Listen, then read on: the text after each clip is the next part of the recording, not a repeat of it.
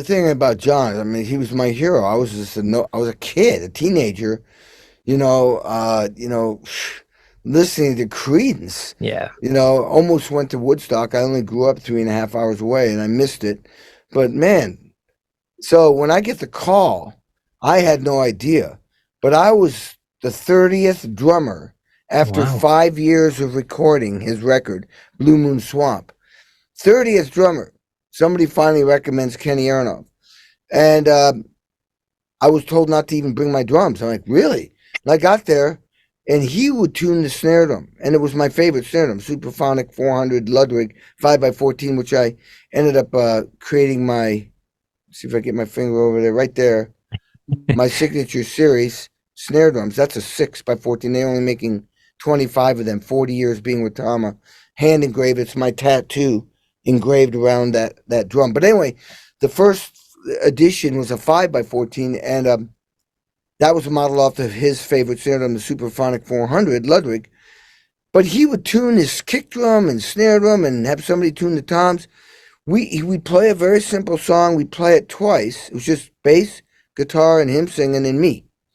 Go in and listen to 2 takes. Let me make a few suggestions. Go out, do 2 more. Come back and listen. 2 more. Come back. After 8 takes, I went, that's pretty damn good, John. I think we got it. He went, nah, I think we'll revisit that a little bit longer. So we do it for 3.5 hours, then have a lunch break, then go to our next song. At the end of the day, he goes, Kenny, you're the drummer I've been looking for my entire life. Wow. Would you come? Yeah, exactly. Wow. And now you have to understand, he's a genius. He writes the songs, writes the lyrics, arranges the songs. He is the genius behind, Creedence, all those songs.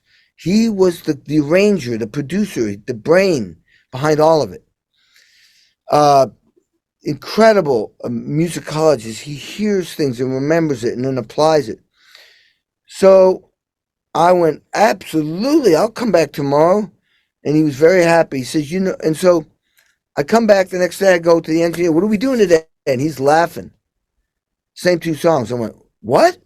What did I do wrong? He said, no, he just likes to do it. So we did the same 2 songs on Tuesday, 3.5 hours each song. We come back the next day, and it's the same 2 songs. Oh my word. Come back Thursday, same 2 songs. I mean, you're talking about a guy who gets something in 2 or 3 takes. Finally, Friday, and it seemed like he picked the take on Friday, take 12 or 13, he said on Friday. Probably because by then, we'd been on tour playing those songs, and the energy and the spirit and the vibe on Friday at take 12 or 13 was just magical. Now, I found out later, he wasn't even keeping the bass or his guitar or vocals. He was just going after drum takes. Wow. Unbelievable. And so then he asked me to come back the next week, and I went, same 2 songs? He went, no. And I walked in one day, and I saw a stack of 2-inch tape, like 1 inch wide. I went, the engineer, what is that? And he went, backbeats. I went, what? He said, not yours. No, not yours. What he would do, and this is what he did in Creedence, if he'd hear a backbeat that was a little bit early, or let's say a little bit late, if it was late, he'd cut a piece out of the tape out and stick it together with Scotch tape. If it was early, he would add a little bit of tape to make it so it would land right in the right spot. He did that back in the day with Creedence before anybody knew that you could cut tape. He was like creating innovative ideas to solve problems. And yeah, I mean, he actually took, back in the Creedence days, he took those little tape edits, those little pieces of tape, put them in an envelope and knocked on his drummer's, Doug Clifford's door. I think he said that in his autobiography. He says, here's your backbeats. Anyway, that's the type of how focused he was. And that record won a Grammy, and then he asked me to go on tour. And I went, I'm in. To play those songs. You see, he had not played his Creedence songs for 20 years. Yeah. Yeah. And when I went on tour, we played the Creedence song. It was incredible. All the hits.